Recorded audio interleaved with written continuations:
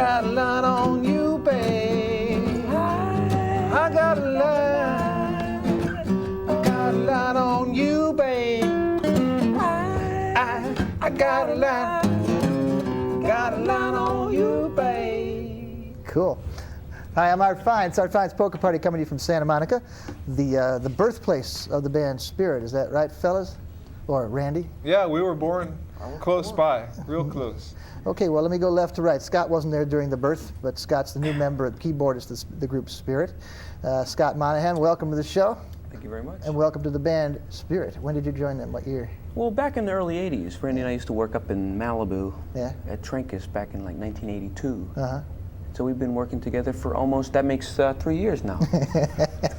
Well, no, it's 1993. Oh, yeah. It's close enough for a musician. That's very good. Thank you very much, Scott. Next in we got Randy, California. Second time in. Randy, good to see you. Good to see you. Back at the poker party. Yeah, man. And since I saw you, I mean, I don't know if I was responsible for it, but your fortunes have skyrocketed since being on this show. It's been unbelievable, Art. What this show, I can't thank you enough, what this show has done for my career. Got the cover of Playboy magazine, the centerfold. No. You guys are playing next Friday and Saturday at the Eclectic Cafe, one of them coffee houses. That's February 19th and 20th, but it'll be past by the time this airs. But you will be playing coffee house kind of gigs, but you vacillate between that and big concerts, right? That's a special gig, the Eclectic. It's on Lancashire and Magnolia. Yeah. And you know, David Sheehan, the guy that does reporting for one of the stations, his son Brian owns it, so we're kind of doing him a favor to help put that little place on the map. Newsmen's sons generally, is that what it is? You said that sort of matter-of-factly, like I should follow. Well, actually, Scott knows David Sheehan. He did a story on him a while back. So I was going to be a superstar. Well, he's right. And look what happened. Yeah. All right, well, next to me, we haven't introduced Ed Cassidy, the drummer from Spirit. Ed, welcome to the show. Well, thank you, Art. It's been a real pleasure having you meet me.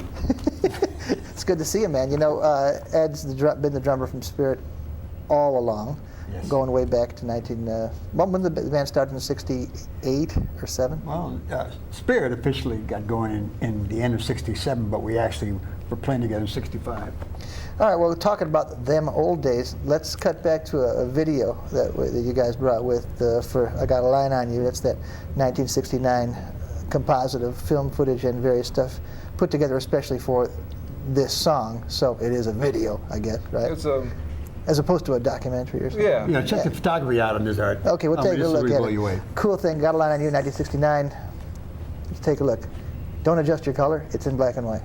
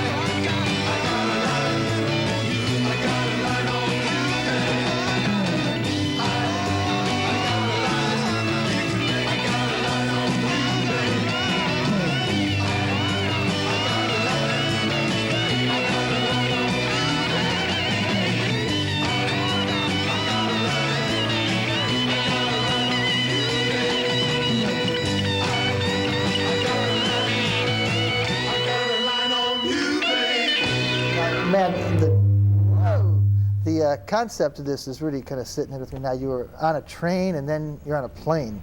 Yeah. Wow. We're in motion, so to speak. That's heavy. And we're in a limousine, too. And you say Pennebaker shot that? Pennybaker, yeah. Pennybaker? Well, Pennybaker. He did Dylan's Don't Look Back. And he did lots of them zoom lens things. He was the hot producer in those days. Yeah. They didn't have video back then. It was 16 right. millimeter film, if I'm correct. Yeah. It wasn't also, what's that correct? Newport? Wasn't he part of that? I don't know. What do you think? I don't know. Maybe. Yeah. Now, like the other couple guys in there, like, does Jay Ferguson still like wear women's clothes, or is that just at that point in his life? He's living in Paris now, and he's head of a review company. No, actually, I just saw his name go. But that furry thing and those scarves. I mean, what's with Ferguson? Well, I actually kind of know him a little bit from when I worked at Asylum, but isn't he doing some TV show now? Yeah, it was just canceled, but he was doing the Going to Extremes soundtrack. Is that right? Yeah. He's a cool guy. But the music was so good. No, I'm just kidding. It was the acting, not the music. Well, you know, we're tickled to death to have Ed here because last time we talked about him, but we couldn't talk to him. Ed, we know you're going to turn 70 in May of '93. That's right. And I know that the band is planning some big kind of extravaganza for this momentous occasion. I'm hoping so. That's great. Yeah. You know, now you started out as a jazz drummer, right? Actually, I started out at country western. Is that right? Yeah. And then I worked my way into jazz. Wow. When I was about Where 15. were you in California? Yeah. And when I call my hometown, Bakersfield, California. Was that right? Yeah. Yeah.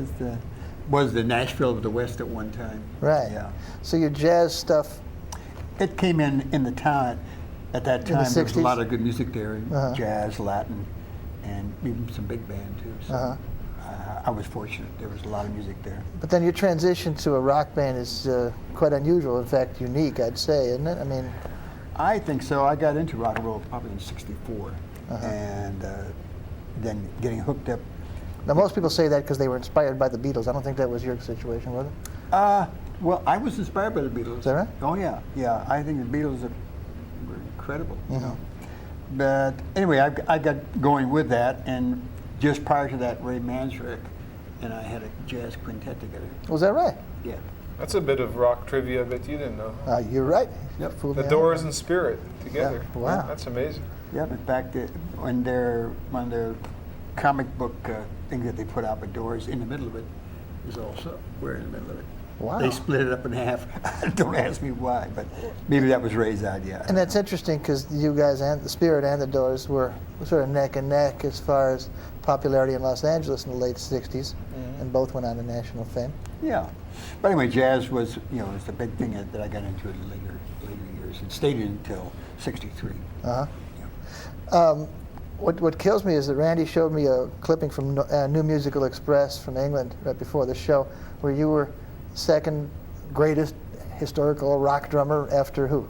Ginger Baker and Ringo Starr. He was ahead of them, right? Yeah, he was ahead of them. Who's number one? I don't remember. We don't pay attention. But he was ahead of Ginger Baker and Ringo Starr. It was a reader's poll. Yeah. Yeah, I came in second in that, and of course, I didn't know about this until the last minute. But I also came in first in England a few years back. Wow. I didn't know about that. Wow. Either. So, What a right. And the band plays England every so often, right? Every couple of years Yeah. we go over and do a big European tour. So Yeah. Is that on a tour with, It's a Beautiful Day and other similar? no, we just do our own Just by yourself, show. huh? We played London. We packed in the Town and Country Club there. Do a tour of Germany once a year usually. Is that right? Yeah, we have one thing that's unique, I think, is we've had bands over there open for us, and over here, like Led Zeppelin opened for us. That's right. Yeah, and then the last band that opened for us in England was a band that you might recall called Police. Wow. That was in '80. Yeah. So, yeah, I mean, back in the late 60s when you were playing the Whiskey and playing Hollywood Bowl and everything else, I mean, you see the Grateful Dead open for you too? Yeah. It's pretty cool. Oh yeah. Well, at the time we talked about with us and the Doors, we played a gig one time at a place called the Cheetah in Santa Monica or Venice, where it was us, the Doors, and another band called the Hourglass, Hourglass. which was the Allman Brothers. Allman Brothers, yeah, I know about When that. they were starting out. Huh. Cool enough. Yeah, it's Well, it's pretty much an all-star band. The fourth member who we haven't mentioned from the original band was Mark Andes, right? Right. And he went on to Firefall and various And other. Hart. He played with Hart for a while. Oh yeah. he played with him for a while, yeah. Look, we're 10 minutes in already, and we wanted to get to that clip of a drum solo. Fill me in a little more on this one. A couple of years ago, we did a date, an outdoor date, here in Southern California at Fountain Valley. And it was us and the Doobie Brothers, and it was sponsored by KLSX Radio. It was free for the public, and it was a great show. And here's a clip of Cass doing his drum solo, a quick drum solo during that show. Cool. Let's take a look at that from the KLSX show, 1991.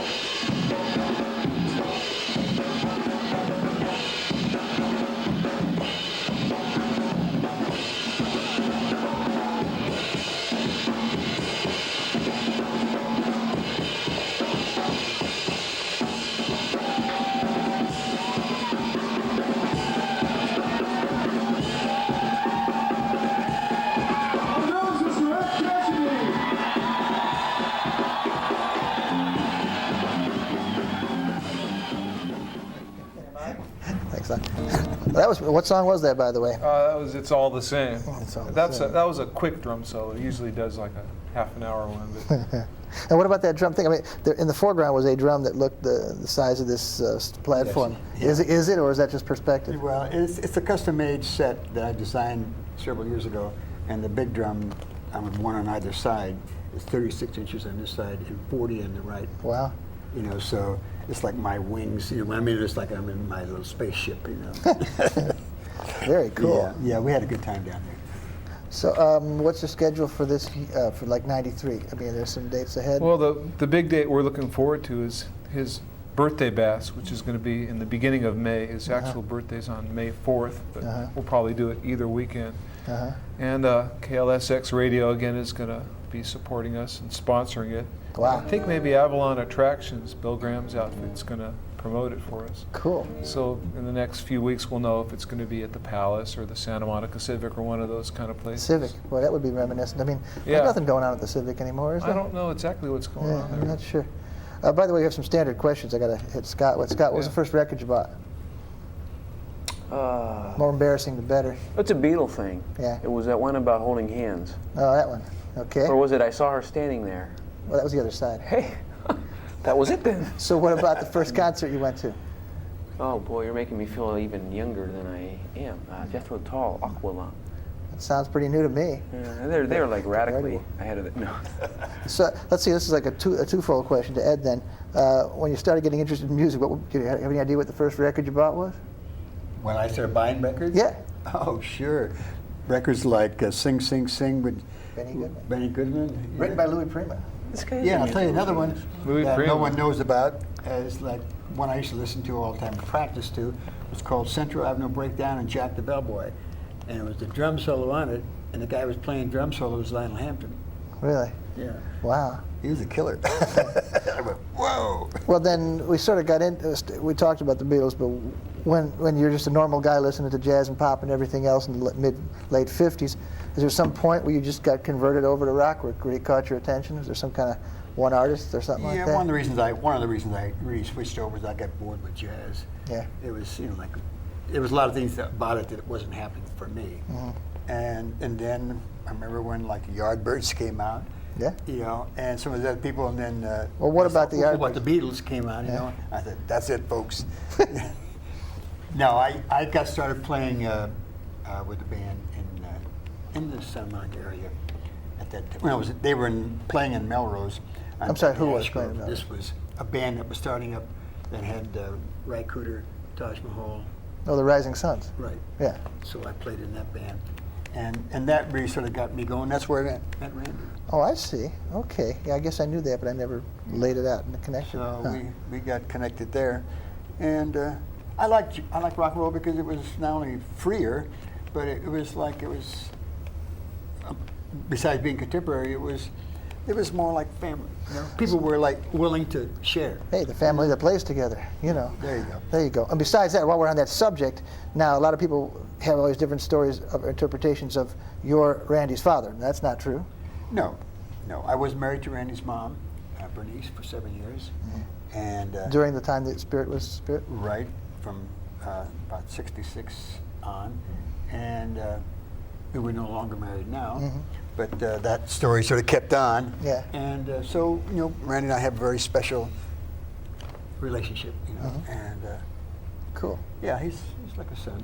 Cool. Speaking of Randy's relationships, that segues into the fact that you played a lot with Jimi Hendrix way back when, like when you were just a kid. In 1966, I was 15 years old, and I met Jimmy in a music store in New York. We had just moved back there, and Cass was doing a jazz gig somewhere in New York, and I met Jimmy in a music store, and we hooked up spiritually, mentally, and he invited me to play with him. That was his first solo gig at a place called the Cafe Wha, W-H-A, in Greenwich Village, Bleecker and McDougal. And we played for 3 months together, 5 sets a night, every night of the week except Sunday, until the guys from the Animals came down and the Rolling Stones, Chas Chandler, and they wanted to take him to England.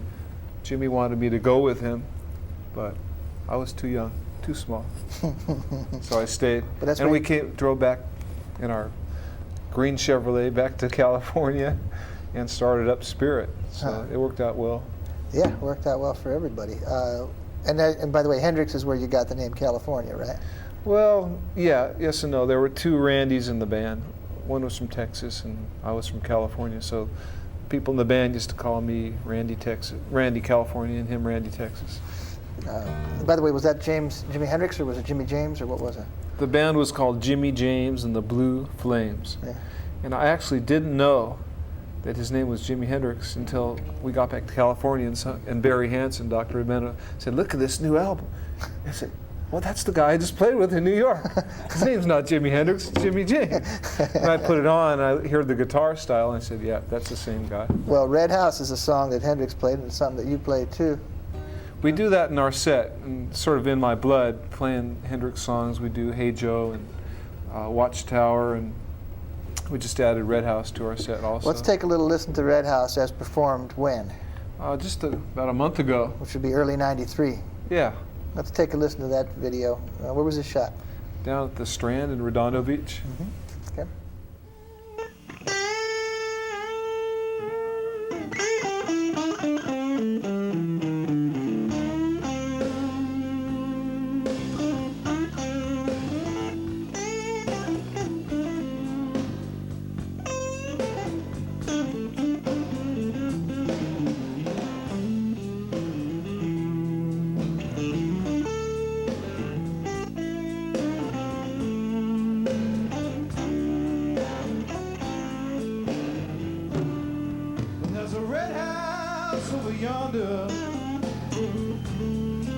That's where my baby stays.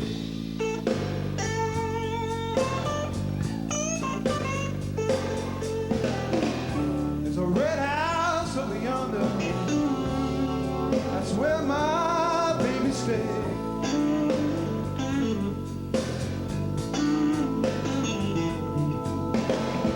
Ain't been to see my baby in about a 99 and a 1/2.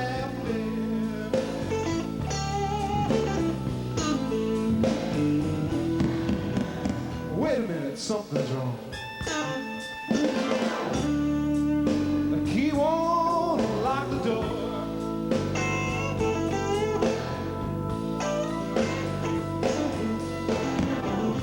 Oh, wait a minute, something's wrong.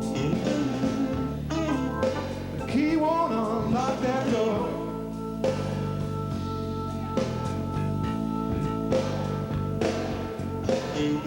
I got a bad, bad feeling. My baby don't live here no more. That's all right. Still got my guitar.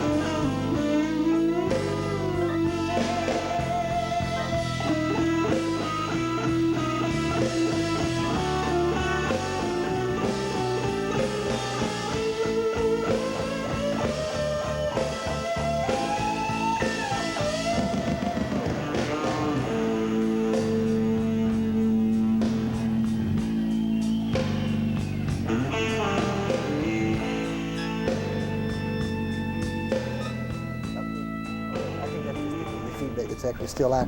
Okay, Red House, Todd Everett. Hi, Todd.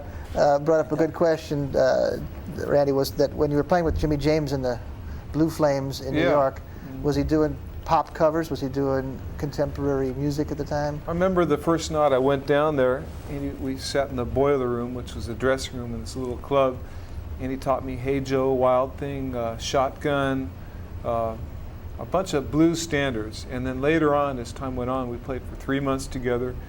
He started writing original songs. One of them was called, he called it Look Over Yonder, and I think it ended up being Laughing Sam's Dice. And so as time went on, there were actually real rehearsals called, and he started writing songs. Okay, you know, Ed, I wanted to mention that Ed put out this handbook for musicians. Is it for drummers or for musicians? It's generally? for musicians. It's something about listings of musicians union places, and well, tell me what's in it. Well, it has a whole bunch of things. It has booking agents, it has management companies, it has things about medical for musicians, insurance. Wow. It has all the club listings in California, live music clubs, you know, and it's just what it says. It's a resource manual. It's called the Ed Cassidy Musicians Survival Resource Manual.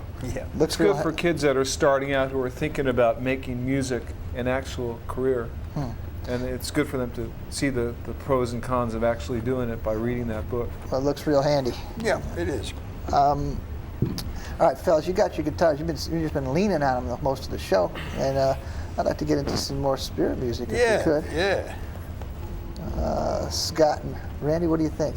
Oh, we could do a Nature's Way for you. Nature's Way. What do we talk about it first? Nature's Way has experienced something of a resurgence in the '80s, right? Yeah, it gets played a lot on radio, and it's written back in 1971. So we were kind of ahead of our time, I guess. That was on the Dr. Sardonicus album? It was on the 12 Dreams album. Yeah. 12 Dreams of Dr. Sardonicus, which was your third album, right? That was the fourth album. Okay. Fourth Spirit album. Is it the biggest one? It keeps selling today, and it just keeps selling and selling. I guess it was a real quality product.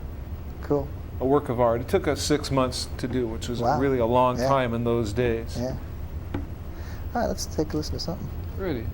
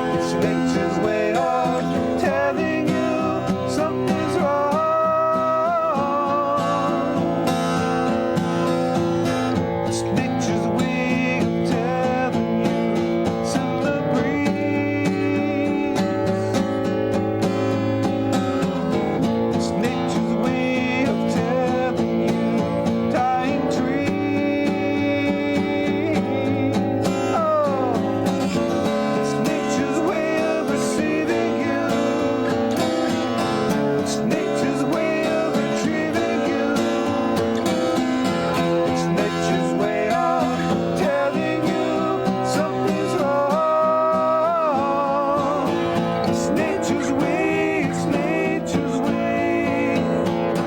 It's nature's way, it's nature's way.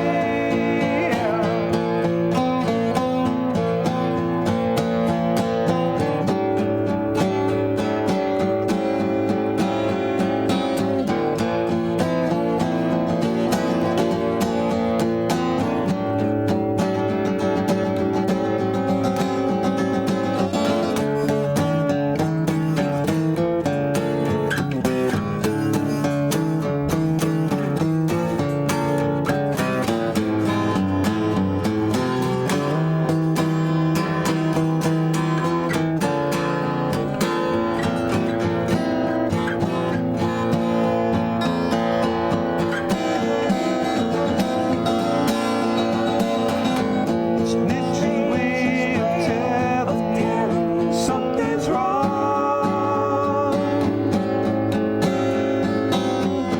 It's nature's way of telling in a song.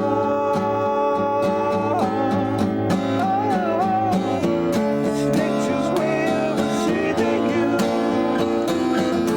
It's nature's way of retrieving you.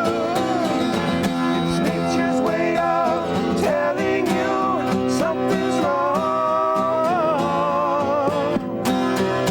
Something's wrong.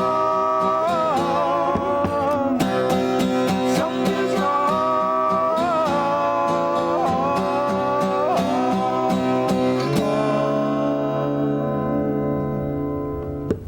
Great, man. All right.